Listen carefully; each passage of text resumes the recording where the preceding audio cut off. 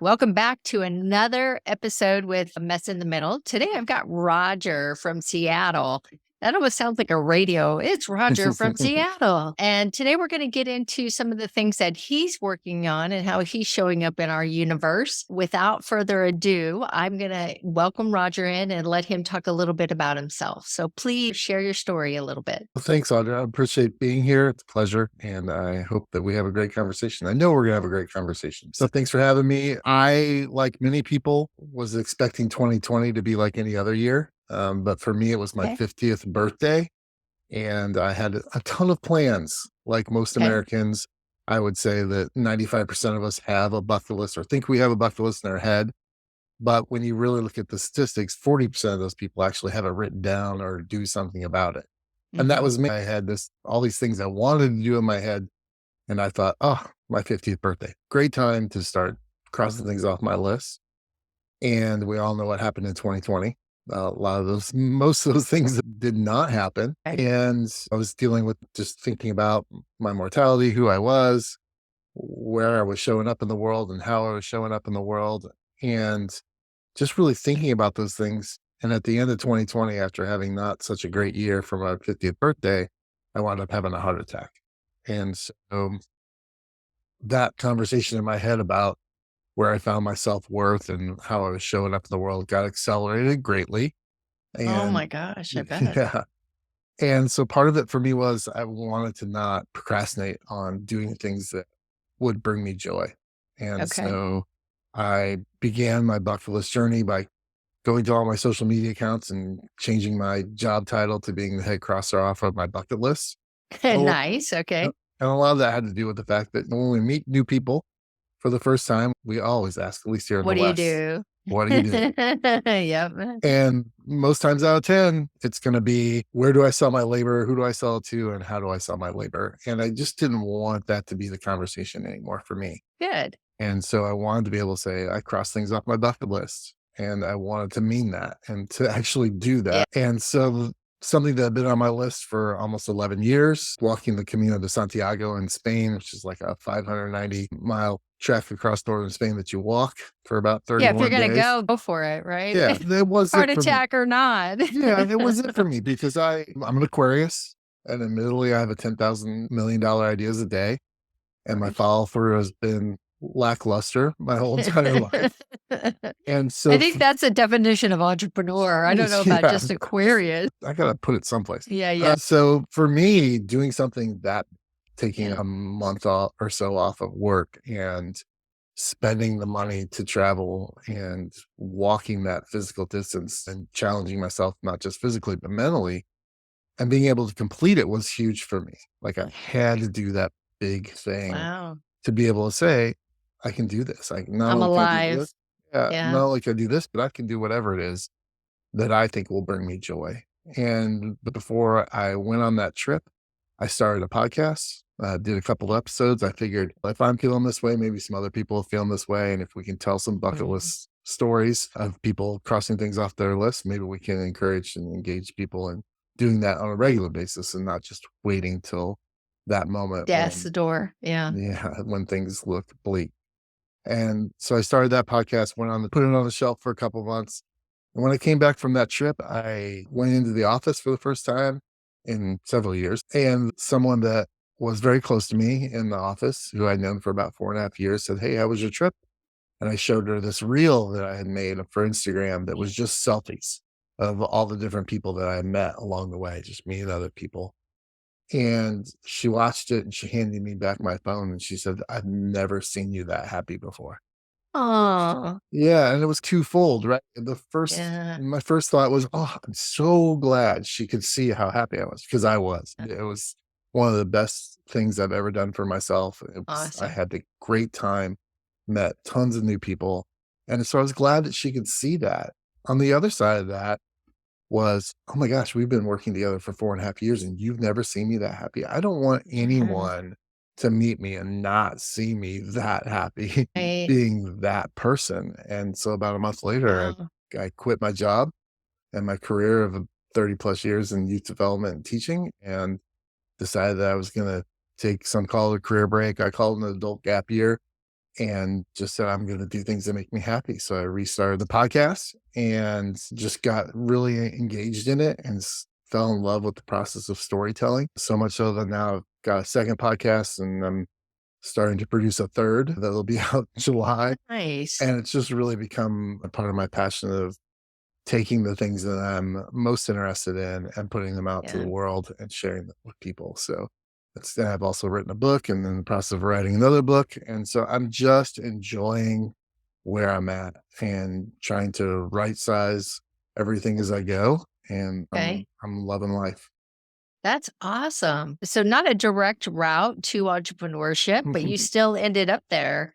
Now, during your career time, did you ever think of spinning out on your own, or that really Oh, yeah. wasn't? Yeah. I've attempted several times. Like I Okay. said, it's my Aquarius side, my entrepreneurial side Yeah. of using YouTube, trying to figure out a couple different ways to do shows on YouTube, but nothing ever really panned out. And part Okay. of that, I think it was because it wasn't my passion, the Yeah. things that I was doing. So Yeah. when I found something that I was really interested in, made it a whole lot easier to branch out and to say, okay, I'm going to do this. And part of it for me that first year of podcasting was everything I've ever seen on YouTube and read online said you got to be consistent. So Right. when I started back up, I said, I'm going to do 52 weeks straight, no breaks, and be as consistent as possible. And that's just not normal for me. That was something that No. I had to overcome. And I had to say, okay, I'm going to do this. I'm going to do this. And there were days that it was rough. Now that show, I produce 2 episodes a week, Wow. which is a lot of work, It is uh, a lot of work. but it's super fun, and Good. I enjoy it. Good. And coming up on my 100th episode, so I'm really excited about that. Congratulations. That is awesome. What a great story. And that leads into so many different things. And if I have something that's too personal, then just tell me not to. Let's Dude, explore it in another way. But going from a full-time job that you said you were teaching and then going out on your own, did you need to consider the financial aspects of it? Or you've got a little nest egg, I've got retirement or whatever. I have the ability to focus on what I want to focus on. yeah, that was essentially the call was to, Okay. whatever it took to make that year happen was what I wanted to do. And so Mhm. I raided my retirement fund Okay. and I'd done pretty well. I'm glad I did because right after I started, the market tanked a little bit. So Right.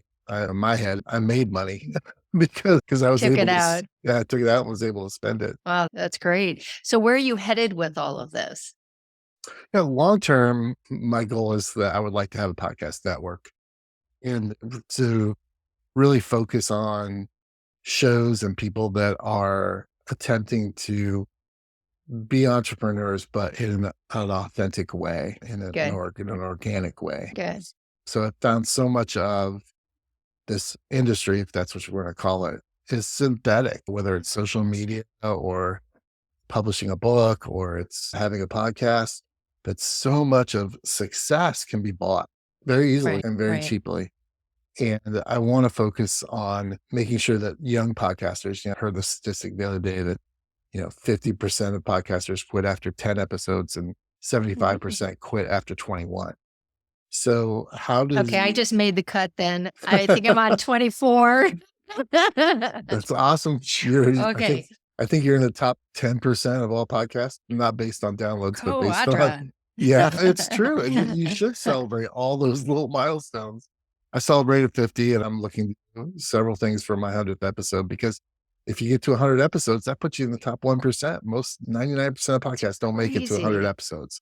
That's crazy. So I want to be able to create a network where we can get some folks that have been doing it for a while Yeah. and really mentor others that are just getting started. Because I Good. want to be able to combat that pod fade with folks and help mentor them through that. And eventually help them grow to the point where they can make money. And if we can siphon off a little money based on mine and others Yeah. shows. Direction. Yeah. Yeah, but just being able to get in on the monetization earlier. It won't Mhm. be a ton for new shows, but it's something. Mhm. If you've Mhm. done this for very long, monetization takes a long time to really be able to get to the point where you're making good money off of ads and being able to have the right ads and all those kind of things. that it takes a while for It your show does. to Yeah. get to the point where you have the numbers where it's impressive. So if you co-op several shows together Yeah. to raise those numbers, then everybody can benefit. And so I want to find some veterans that Yeah. like me that are out there doing it and have been, and also find some shows that are just starting and bring those folks in and mentor them, but also get them a little money, pay for the hosting fees or something. so Sure. so we can eliminate some of that pod bait. You brought up a really good point. I've owned an agency since 2009. So I've been around a really long time. And I would say in the last probably 7 years or so, business has been created opportunity first. Oh, by the way, I hope I like it. Mhm. And have gone after the revenue or the sensationalism or the look at me kind of attitude versus I love this, growing it from the bottom up versus the top down, I guess is probably a good way to say it. It's nice to hear, or it's refreshing to hear that somebody's saying, it's not just, I'm going to follow my passion, I'm going to do my thing. It's, I'm going to do with what's congruent with me.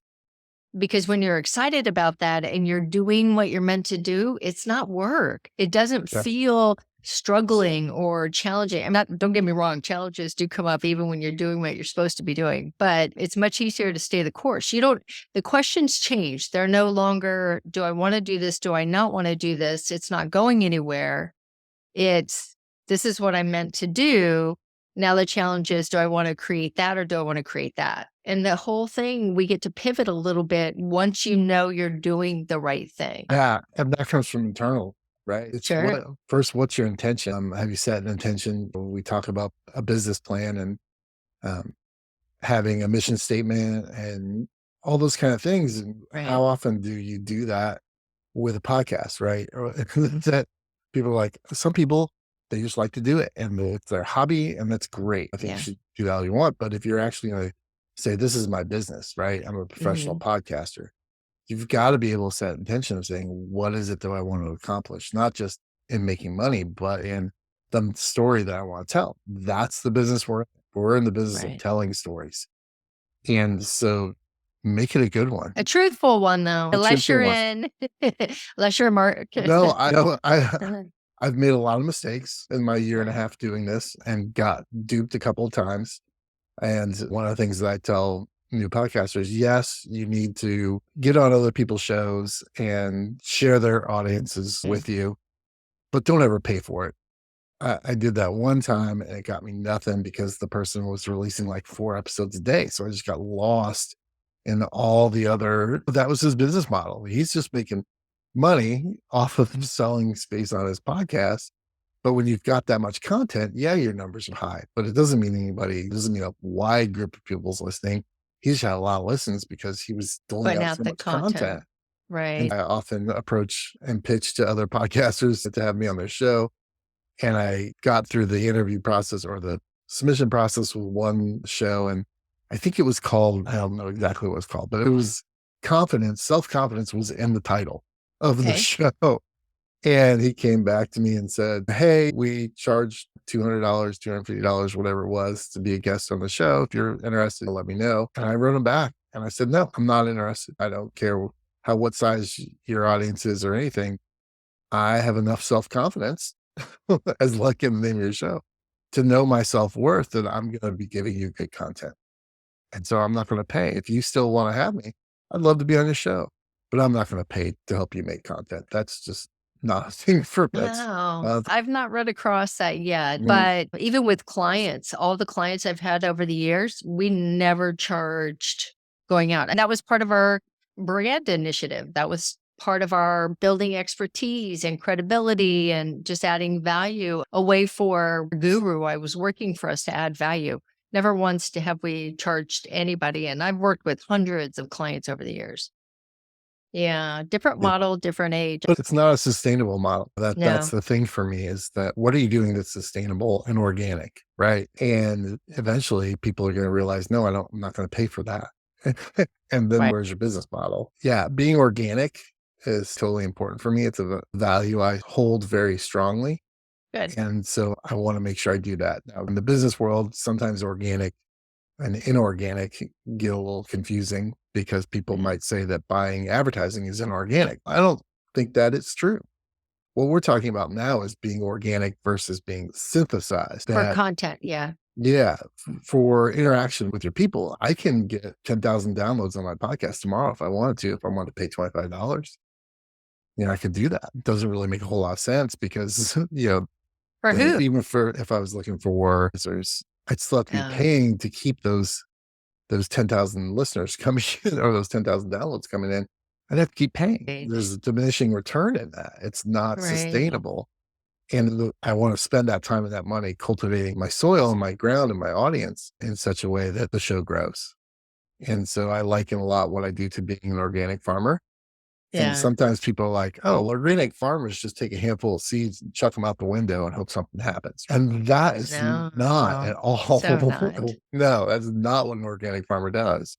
They have to maintain the soil in a healthy, natural way. They've got to make sure they're doing pest control, again, in an organic, natural way. They have to prune their Right. crop just like everybody else. They've got to do timing. It's a lot of work to be an organic farmer. Sometimes people complain about the prices, but it's a lot harder than just throwing some GMO Stuff on on there. Yeah, just throwing a GMO on there and walking away and it growing bigger. The problem that when you use GMOs in a farm, it's not sustainable because it damages the soil, it damages Right. the other crops. It does a lot of things that, sure, it may make the fruit or vegetable a little bit bigger that you can sell, but it's not sustainable long term for the ground, for the ground. environment to be able to do. So let's touch back on your podcast idea of where you're going. So you've been working at this about a year and a half now, give or take a little Yeah. bit of time.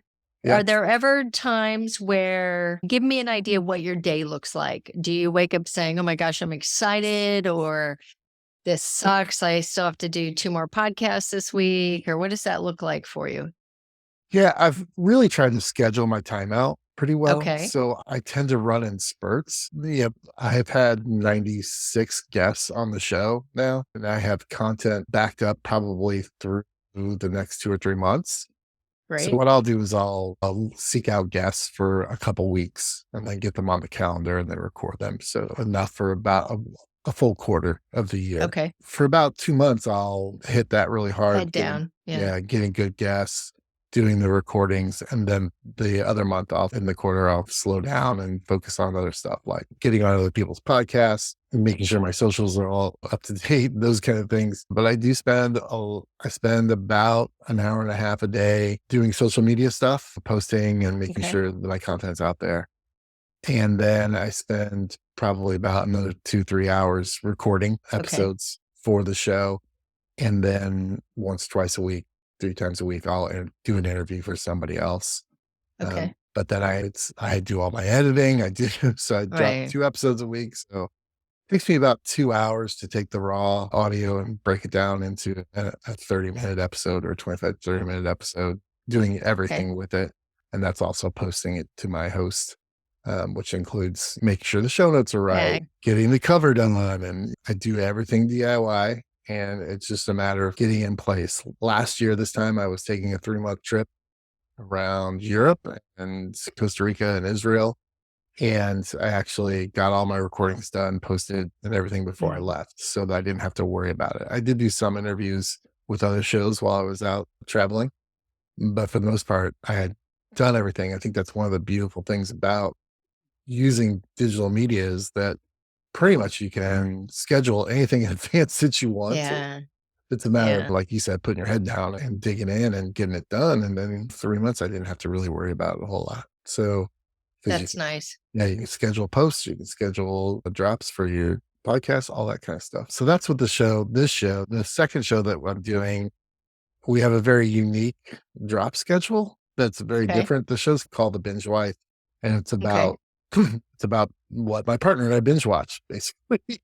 On TV, we do 1 season of a show, each of 1 episode of ours. And what we've decided to do is drop 4 or 5 episodes the first Thursday of each month.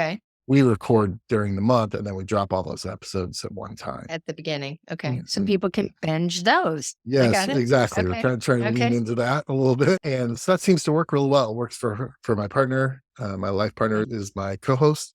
And so she's got a normal, regular job. So I've done everything I can to make the process really seamless for her. We have Good. shared Google folder with our show sheets on it for each of the seasons that we're doing and shows we're doing.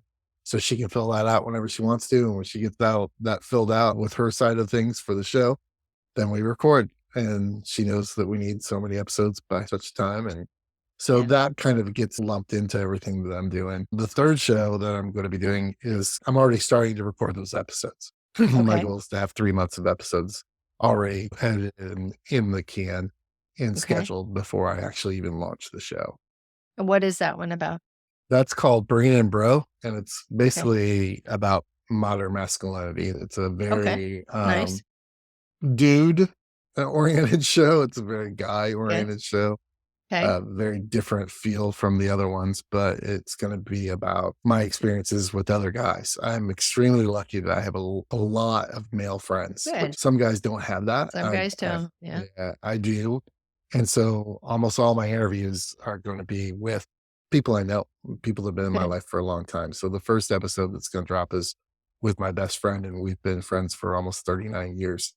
He comes from a military background, and what his father was in the military, he was in the military. And so we talked a lot in that episode about when do we remember our fathers really telling us they loved us and what that meant to us and growing up with that or not.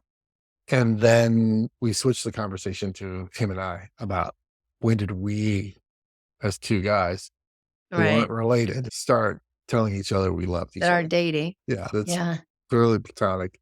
When did we start saying we loved you, or I love you to each other, and how that changed the dynamic of the relationship? So that's basically there's no pre thought out. Just let it go. Yeah, this is where we're going. I know where I'm going with each of the people that I'm interviewing because it's specific. I have one Sure. friend that I interviewed about grief. I have one friend I interviewed about having guys. And so I know what I want to get out of it, but what happens? And Right. that's After that. again, it's fun and it's joyful and it's conversation I'm already engaged with and Right. it's with people that I care about. And so it makes it super easy. And if it can add value to the people that are listening that are maybe in that same spot or are stuck. One of my earlier podcasts I did with a husband and wife that are friendship coaches. So what they do is they teach, especially entrepreneurs. If you're not coming from a job or a corporate where you've had years and time and grade to be able to build friendships, being an entrepreneur, you'll find you have very few friends, really tight friends, because you're so busy in your business and your employees are typically not the people you hang out with, anybody you have. So they have a program where they teach business owners how to create friendships and then foster those friendships. And it was such an interesting perspective because I've been self-employed for a long time. This is my fourth business. Now I've had jobs. I've done VP of marketing for big companies and I can go either way depending on where my skills can be used best. But I do find that when I am the leader, that the circle gets much smaller. Mm, Becomes a bandwidth issue, becomes a focus. You almost have to look at it from what am I going to give up to have these friendships or not give up, but trade because we still only have the same amount of time. So I've got to say, okay, where are my priorities? And then where does social fit into that? Now, I don't watch a lot of TV. Well, I don't watch any TV, but occasionally I'll binge watch some shows if they're out on Netflix or something like that. But again, not that often. When I'm not working, I'm like exploring and learning new things. And I want to learn about, like, now I'm down the rabbit hole of AI and all the wonderful, crazy things it can do. But that's what I want to do in my free time. I want to learn something else or go hang out with people that want to talk about it, or wherever that seems to evolve into is a place of joy, like you said, that if it's painful going to a networking event, not too much for me. That's just not, and yes, it's good for business. And yes, that's where you meet people, but it's so incongruent with who I am. I'm past the age of forcing myself to do stuff like that. yeah, I'm definitely a member of the unconference group. So Yeah. when I go to I believe me, I've conferences, done my share. yeah. When I go to conferences, people say, "Oh, how was the key speaker?" I'm like, "I don't know. I was chatting with somebody in the lobby, yeah, Yeah. who is just as interesting and has just as much knowledge and all that kind of stuff." And I built a relationship that's much more valuable to Right. me than Yeah. going and sitting and making sure I've gone to every session and gone to every breakout and gone to every keynote. So I'm going to find people and Yeah. engage with people because that means a lot more to me. I think depth matters to me. That's a good To way to have a put it. surface conversation. Oh, what do you do? What do you do? Oh, you have a pet. I have a dog. What do you? It's a waste of time. I have no interest in small talk. It's let's do something meaningful or let's not waste each other's time. Because after this 5 minute or 10 minute interaction, we're never going to see each other again. And there was really nothing there for us to have a second conversation. I don't want to waste your time. Don't waste my time. Let's move on. Yeah. And it should be natural, right? It should be. and So I just don't do it. I think part of it is developing the skill to recognize. Yeah. Recognize, I heard the phrase one time, find yourself in other people and meet them there. So that's, I had a great example. My father passed away last year.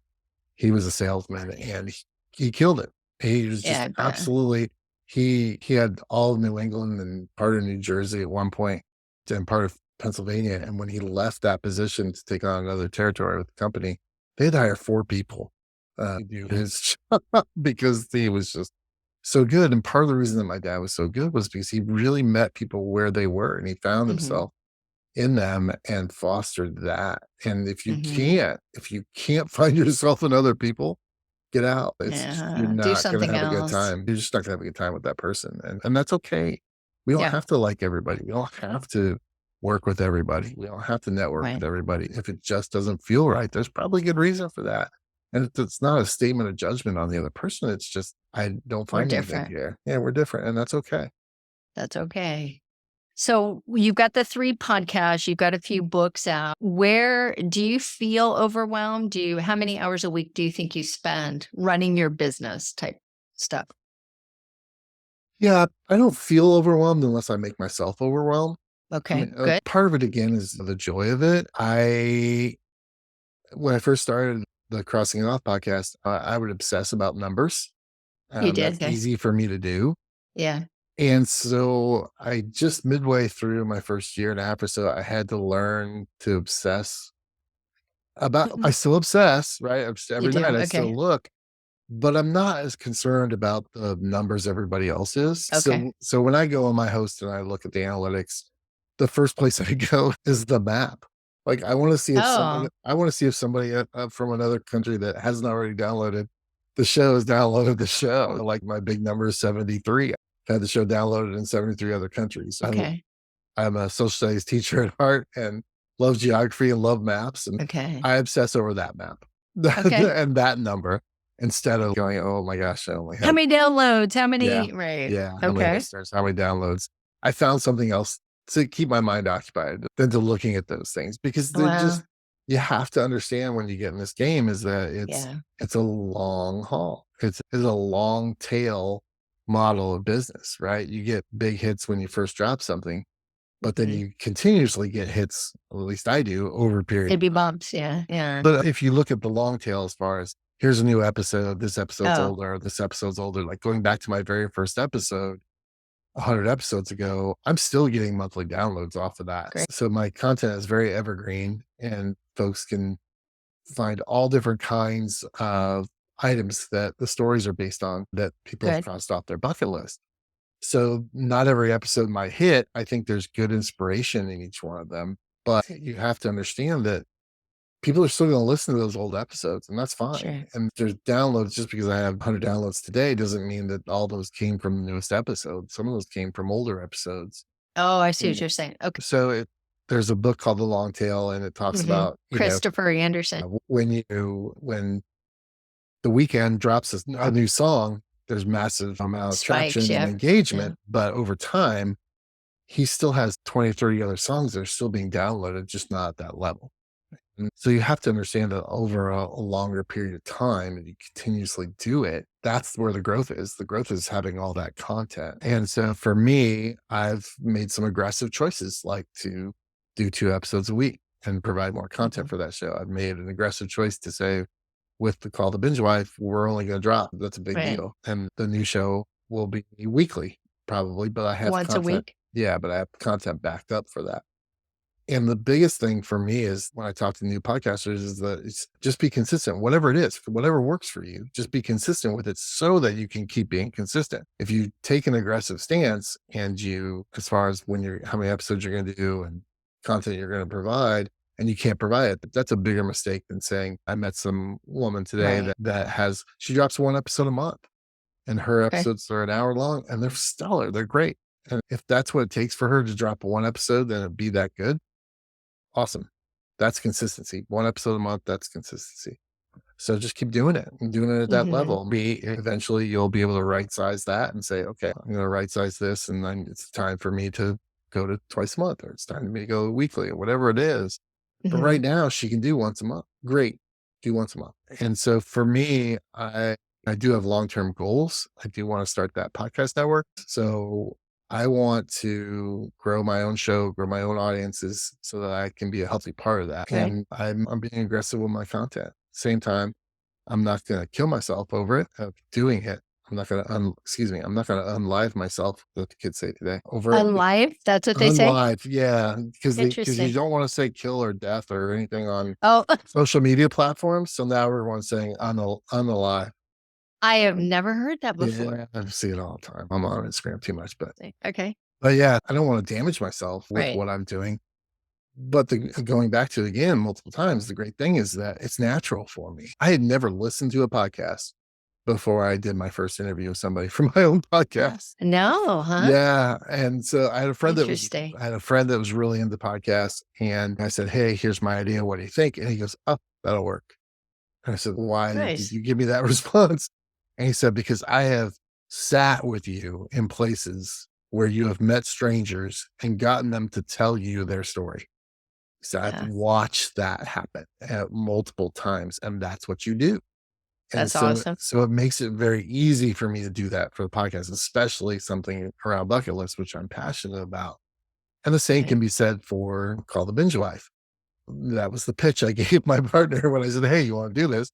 I said, "We already do that. We binge We're watch just gonna TV." record it. Right. Yep. We binge watch TV and then we spend time afterwards talking about it and analyzing it That's and how we awesome. felt about it. I'm like, "So what's the difference if we just turn on some microphone?" And she's like, "Okay. Yeah, that makes sense." And she's like anything, it's doing the reps too, right? The more Yeah. you do something, if you want to get The better, easier it gets. yeah, the easier it gets, the better you get at it. I'm not great. I'm not super impressive as far as my skills go, but I'm getting better every time. And that's all there is that Right. you can ask for is just getting better and getting better. And I think said to me once, "Aren't you afraid someone will go back and listen to that first episode?" And I'm like, "They do all the time." Do it. Yeah. But at the same time, if they've The listened to evolution. they've listened to a newer episode, then they know how bad it was, and they go back and listen to the old episode. They're like, "Oh, this has gotten a lot better. Good. I'm glad I Here's the just." other thing. We start in kindergarten. If Right. you're gonna go in and judge a kindergartner that they don't know algebra, then shame on you. Then Right. that's not good to begin with. You need the earlier stuff there because it shows your commitment. So first for me, it's commitment. Put out the crappy stuff. Put out the stuff that's not perfect, that's wonky, that you're uncomfortable with, that makes you push yourself. Put all that out there because that's really who you are. At least be congruent with that. People will see the evolution of you evolving. I've built hundreds of websites over the years. Probably I've passed 500 at this point. And I always tell people go back and look in the Wayback Time Machine, the archive.org, Mhm. and look at where some of these companies have come from. They Right. didn't start with this massive news, beautiful layouts and colors and all on brand. They didn't start there. They were clunky and wonky, and the colors didn't match, and the boxes were different sizes. It's an evolution, and we have to have enough grace for ourselves Mhm. to be able to make this step over and allow ourselves to improve. Do you follow Alex Hormozy at all? No. Now, he's a business guy. He owns a company called acquisitions.com. His background is sales, tremendously successful guy. His YouTube channel is sick, and his stuff is solid from a business perspective, spot on. But he started a podcast maybe, I want to say 4, 5, 6 years ago. He recorded something like 400 episodes, just went along little by little. It was audio. It's just him by himself talking about sales. Fast forward a few years, he's done really well. His company acquires other companies. So when he started his YouTube and really stepping out there, his kind of tagline was, I have nothing to sell you. I'm just here to add value. And so people immediately dropped their guard and started getting into his content. Like I said, it's solid content. But since then, now his podcast is like in the top 10 for business, and it's this and this. And he would come on and he talks about it. He's, you guys, go back and look at the over 400 that I recorded, and there were crickets. Sometimes they weren't downloaded at all. Sometimes I had 10 people. Sometimes I had 50. The thing and why he won is because he was consistent. He did one a week and he showed up no matter what the feedback loop was looking like. He made it, that's what he was going to do. And yes, it's paid off. But at some point, that momentum kicks in.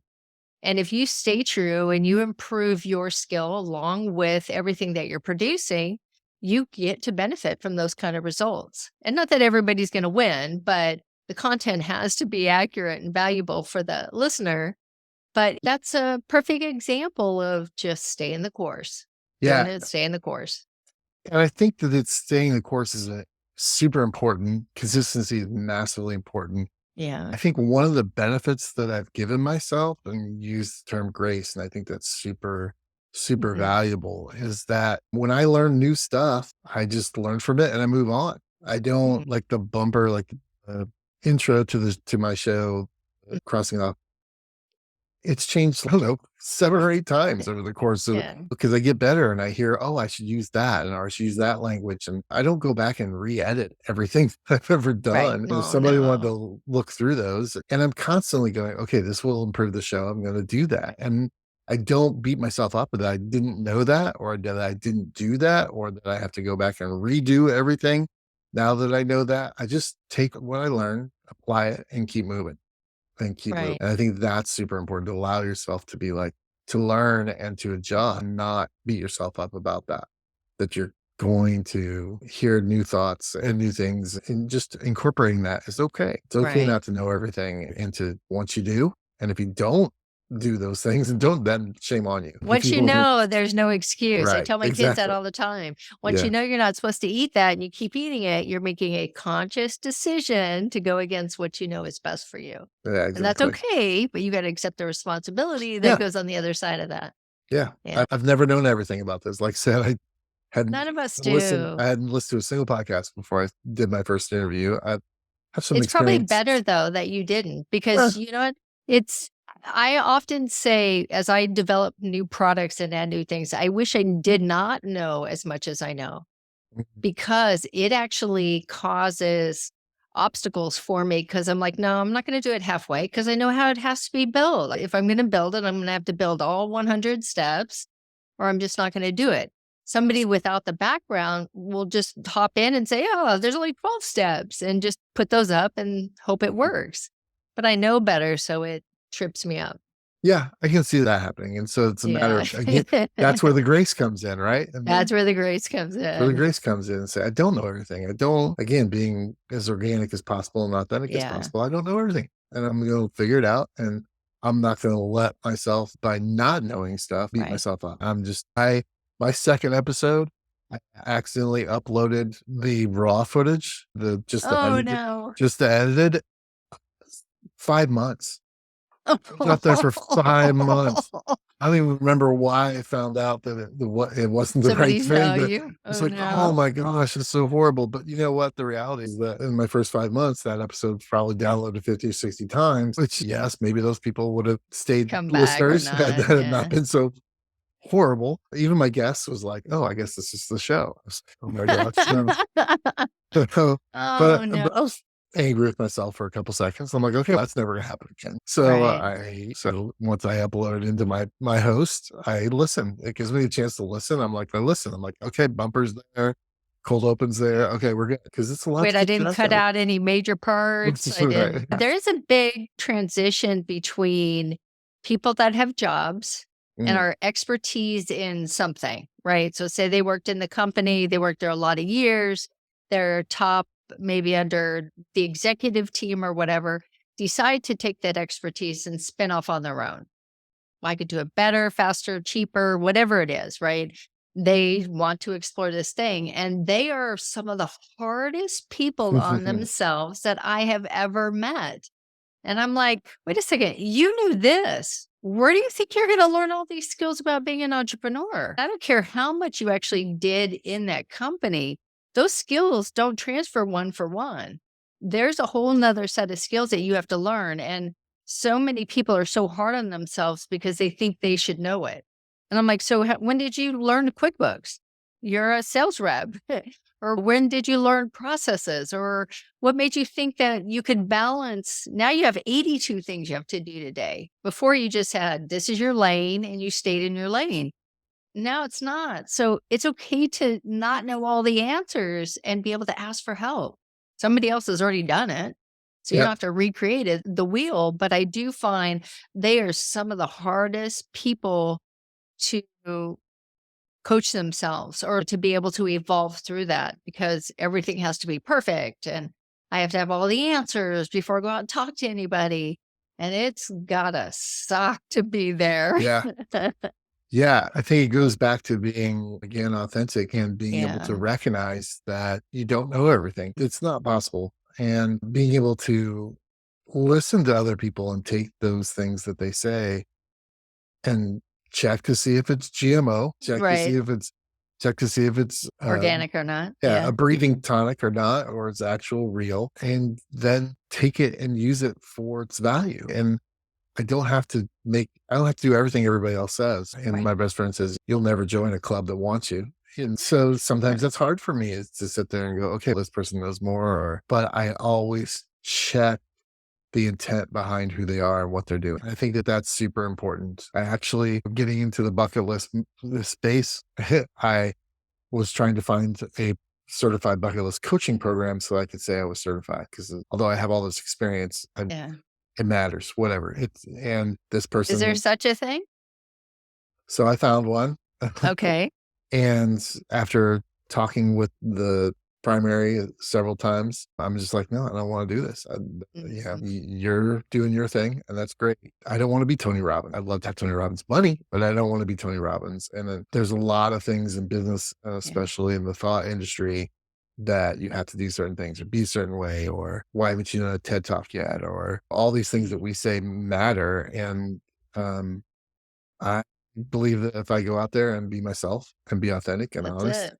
with people, that I'm going to attract like-mindedness and that I'll do just fine. It's a little stubborn, but at the same time, it's not that I like to do a TED I don't Talk. even think stubborn is the right word for it. I think it's being congruent with who you are. I Right. did a talk, a AI talk a few weeks back, and one of a friend of mine watched it and she's, Audra, why didn't you I wore a tank top. Now it was a fine tank top. It wasn't anything inappropriate or anything. She's like, I just would have dressed up. And I'm like, for what? I want to be who I am. I'm going to show up how I want to. I am too old I don't have anything to prove to anybody. If I'm not for them, that's okay. But do you think that they're going to say, oh, I like her better because she had on a collared shirt? If that's the case, they're not my people. Yeah, no, exactly. It's just not.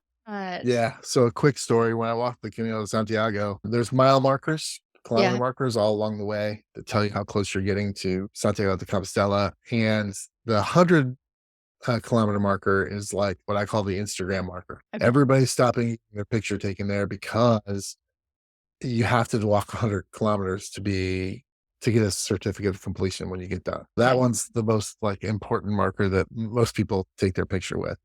And my partner joined that day to actually start walking. I had been walking like 26 days and she had just started. And we were coming up onto the 100 kilometer marker. And I said, I want to take a picture there, but I think that I would like to be naked when I do it. And Good for you. so yeah, I've seen lots of people take pictures there and seen them on Instagram, but I've never seen anybody get naked and take a naked selfie at the 100 kilometer mark. And we had gotten up late. There wasn't anybody there. Like we saw two people pass by at the most. And when I did it, I posted it on Instagram. And Did you? I had my hat over my Yeah. stuff, but I lost 100 followers in about an hour. I clocked it, I tracked. And people are like, oh my gosh, you lost 100 followers. That's horrible. And I'm like, no, because if that's the reason why you don't want to follow me, then it's good to get it out of the way now Absolutely. because it's probably not that. It's going to be something else I do or say. And so you just shouldn't be here. And it's okay. It's absolutely Okay. okay to be able to say, hey, look, this isn't your bag. Great. Move on. I'll move on. Find who Keep doing is. it. Yeah. Yeah. Yeah. The problem that we have is that people want to complain before they move on. So that make us think about it. Yeah, It's like, man, true. it's not Oh your my thing. Just gosh. keep going. Just keep going. Zip it. All right. I've really appreciated this chat that we've had. What would you say for somebody that's at that place where you were not necessarily health wise, but just at a pivotal place where I like what I'm doing, but I don't feel like I'm living my purpose? What would be the best advice for them to explore finding that out for themselves? I would say have more conversations with people that care about you and that are safe. Okay. So often we have conversations with people that aren't safe, not because we don't like them or they're not good people. They just tend to be negative or Judgy. yeah, judgy is a good word for it. Have conversations with other people. My partner's going Okay. through this right now where she's like, I don't know what in between. I don't know what I want to do. And I said, just don't do all of it, but do it at pieces at a time. As a Hmm. parent, that was one of the things that I told my kids. I said, if you want to try something great, try it. And if you get into it, then we'll keep going. And if you don't want to keep doing it, that's fine. But you're only going to do one thing at a time, right? We're not Right. going to play 4 different sports at one time and take dance lessons and do one thing. And so that's what I would suggest to people. Make a list of Okay. those things that you're passionate about or that you think you might be interested in and pick one of them and do that over a period of time and see how it feels. Because I didn't know that I was passionate about the subject matter of my podcast, but I wasn't real passionate about podcasting. I didn't know that was going to happen. And just after doing it for 2, 3 Hmm. months consistently, I was like, oh, I love this. I want to do That's this. awesome. And if I hadn't, I probably would have stopped it and kept going. And That's okay. All right, you guys, that is a big lesson. Try stuff. We're only here one time, and you don't want to live with a bunch of regret, not exploring what you could be and how you can show up on this planet. So, thank you so much for being here. I've enjoyed it. oh, thanks. I appreciate you asking me and I love the experience. Good, good. I look forward to see where all this stuff evolves for you.